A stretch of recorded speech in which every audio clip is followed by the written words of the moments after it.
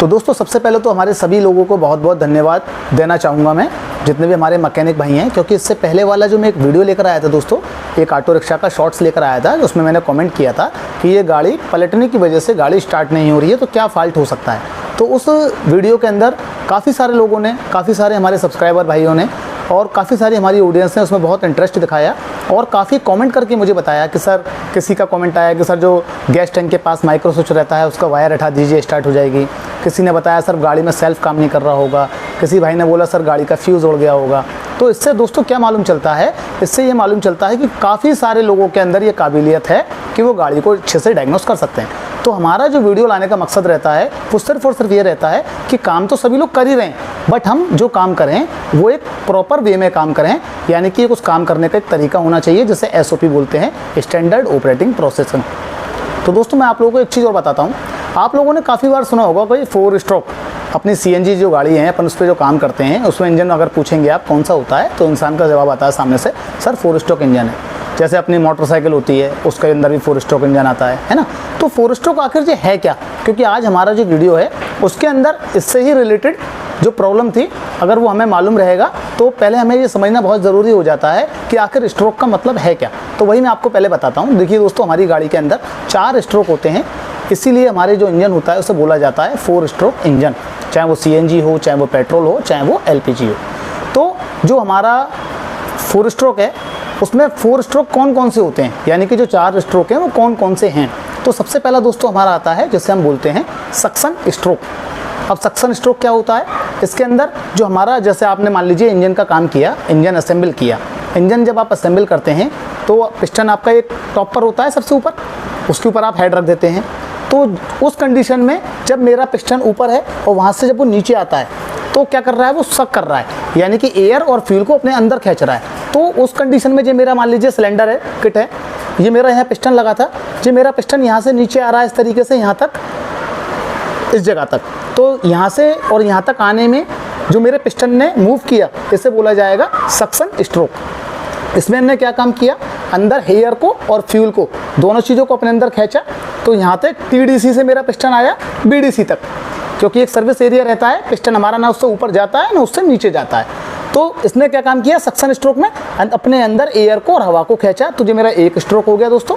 उसके बाद मैं बात करता हूँ दूसरे स्ट्रोक की। तो दूसरा स्ट्रोक मेरा क्या होता है, जैसे बोलते हैं कंप्रेशन स्ट्रोक। इसमें क्या काम करेगा हमारा पिस्टन, जो अपने अंदर हवा और गैस को ये नीचे खींच के लाया था, या हवा या पेट्रोल जिसको भी खींच के नीचे लाया था, अब यहाँ से BDC से मेरा पिस्टन ऊपर जाएगा। तो क्या करेगा, यहाँ से पिस्टन धक्का लगा रहा है, तो जो हवा और गैस आई थी उसे पिस्टन धक्का मार के ऊपर तक लेके जाएगा दबाव बनाता हुआ। उसे कंडीशन को क्या बोलेंगे, उसे बोलेंगे कंप्रेशन स्ट्रोक। तो 2 स्ट्रोक हो गए दोस्तों। जब मेरा पिस्टन नीचे से हवा और फ्यूल को ऊपर लेके जाता है, उसी समय यहाँ पर क्या होता है, स्पार्क प्लग लगा रहता है, CKP सेंसर के द्वारा सिग्नल जाता है वहाँ ECU से, वहाँ पर ब्लास्ट होता है, यानी स्पार्किंग की जाती है। फ्यूल इंजेक्टर आता है, यानी गैस कराता है, पेट्रोल आती है, और वहाँ से दोबारा स्पार्किंग होने की वजह से वहाँ क्या है, ब्लास्ट होता है। तो जो मेरा हवा और गैस ऊपर गई थी, वहाँ पे क्या हुआ, आग लगने से फिर पिस्टन में धक्का लगा, तो मेरा पिस्टन दोबारा से फिर नीचे की तरफ आएगा। इस वाले मूव को क्या बोलेंगे, पावर स्ट्रोक। और ये मेरा ऊपर से पिस्टन यहाँ नीचे आ रहा है धक्का लगने की वजह से, फिर मेरा पिस्टन वापस से ऊपर जाएगा, उस कंडीशन में उसे क्या बोला जाएगा, एग्जॉस्ट स्ट्रोक।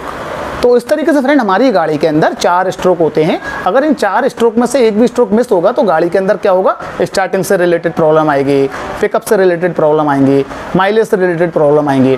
तो हमेशा ध्यान रखिएगा, आप अपने अंदर जो काम करें गाड़ियों के अंदर, कस्टमर का जो प्रॉब्लम है, अगर आप इस SOP के हिसाब से अपनी गाड़ियों में काम करेंगे तो आपको फॉल्ट ढूंढने में आसानी रहेगी और आपकी जो समस्या है वो जल्दी से दूर हो जाएगी। तो देखिए मैं बताता हूँ उस गाड़ी के अंदर क्या हुआ था। गाड़ी में जब वो धक्का लगा था, गाड़ी में जब हिट हुआ था, गाड़ी जब वो पलटी थी, लेफ्ट से राइट साइड पलटी थी, तो उस कंडीशन में उस समय मेरा जो इंजन ऑयल था, जो नीचे संप में रहता है, वो इंजन टेढ़ा होने की वजह से क्या हुआ, ऑयल उसका हेड के ऊपर आ गया। हेड के ऊपर आने का मतलब कहाँ पर, जहाँ मेरा पिस्टन लगा रहता है, इस जगह मेरा पिस्टन था यहाँ टॉप पर, और यहाँ मेरा वो ऑयल इकट्ठा होगा जहाँ हमारा स्पार्क प्लग रहता है। और थोड़ा बहुत ऑयल नहीं, काफ़ी सारा ऑयल आ गया। उस वजह से क्या हो रहा था, जब मैं गाड़ी को स्टार्ट करना चाह रहा था तो जो मेरा इंजन था, जो मेरा पिस्टन था, वो नीचे की तरफ तो मूव कर रहा था, बट जैसे ही मैं उसे स्टार्ट करने के लिए ऊपर जब हम सेल्फ लगाते हैं तो एक तो सेल्फ प्रॉपर नहीं लग रहा था, दूसरा अगर मैं टाइमिंग चेन की मदद से यानी कि जो अपना टैबलेट कवर होता है उसे खोलकर और एक स्पैनर की मदद से मैं जब रोटेट कर रहा था उसे, तो एक साइड में पिस्टन नीचे तो जा रहा था, बट जब मैं पिस्टन को और घुमा रहा था तो पिस्टन मेरा ऊपर नहीं जा रहा था, यानी एक जगह जाके जाम हो रहा था, ऐसा लग रहा था इसका बैरिंग टूट गया इंजन का। तो उस केस में क्या हो रहा था, जो ऑयल था वो सक्शन स्ट्रोक तो काम कर रहा था, बट कंप्रेशन स्ट्रोक में काम नहीं कर पा रहा था, क्योंकि वहाँ इतना सारा ऑयल इकट्ठा हो गया था जिसकी वजह से पिस्टन ऊपर नहीं जा पा रहा था। तो इसी के लिए मेरी गाड़ी स्टार्ट नहीं हो रही थी, और हमने वीडियो में भी आगे दिखाया हुआ है। उसके लिए आपको हेड ओपन करना पड़ेगा, और जो ऊपर ऑयल था वो कितना सारा ऑयल था वो आपको दिखेगा वीडियो के अंदर। तो दोस्तों मनोरम ऑटो जागरा से और आप सभी का स्वागत है दोस्तों अपने YouTube channel Imran auto take में।